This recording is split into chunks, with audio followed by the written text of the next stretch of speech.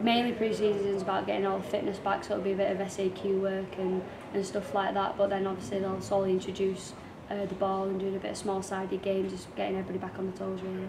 And you've been appointed as under-18s manager for the forthcoming season. No, yeah. Is that something you're looking forward to? Is it extra responsibility for yourself? Yeah, because obviously playing it and coaching it's two completely different things, Yeah. so like you have to see things as like from a coach's point of view and see things as a player's point of view. So no, yeah, I'm really looking forward to it, especially I think it'll be a good challenge for me as well, because I only do coach under 8s as well, so Right. it'll be a big difference from 9-year-olds to obviously teenagers. So no, yeah, I'm really looking forward to it. So what are the aims and objectives for this season then? I know that the under-18s won the County Cup last season, great achievement. What are the aims and objectives? For the ladies, I think it will just be to secure our spot in the league that we're going into. It's going to be a lot tougher, so I just think it's just about keeping our position in there, and then just getting some more ladies down after that and try and work our way up the table. So what do you make of the standard of women's football in the division you're playing in? Is it real good quality? Yeah, like there's a big difference between a couple of leagues, especially women's football. There's big jumps and stuff like that. So, but it's going to be a bit tougher this year because there's going to be a bit more experienced girls in the leagues that have been in. Are going to be a bit tougher, maybe a bit older. So.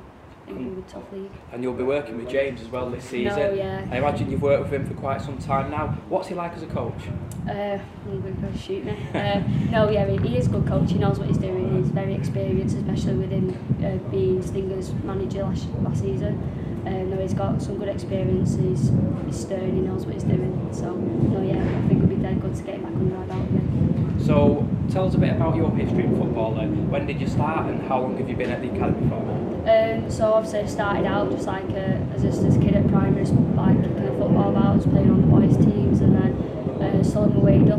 I didn't play for a proper team until I was about 14, 15. That's when I came under Denton, and then played with them ever since. And obviously we've just been moved into Tameside, and then I was at the academy for 2 years.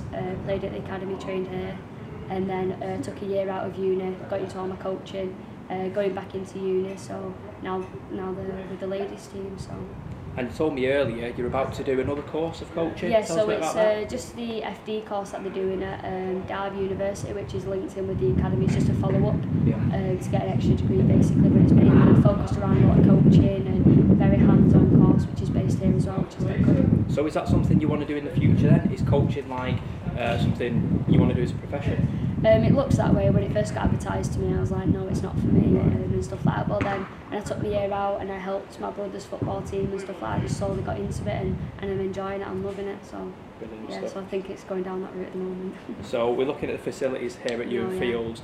How good is it to play on these facilities? How important is it for women's development? It's so good. Like these facilities that we have is dead good with the pitches and stuff like that. Like we don't get games called off, so it's not exactly hard for any of the leagues or anything like that. But it's different when you go and play away. So there's a big contrast. Like when teams come down and play us, like we're playing on this full size. Like yeah. So I think we've got an upper hand when we play at home because obviously we're used to the pitches and stuff like that. So no, yeah, it's great. I was going to say, do you have to make this place a fortress and try and win every game, knowing that when you go to away grounds they're not going to be as good?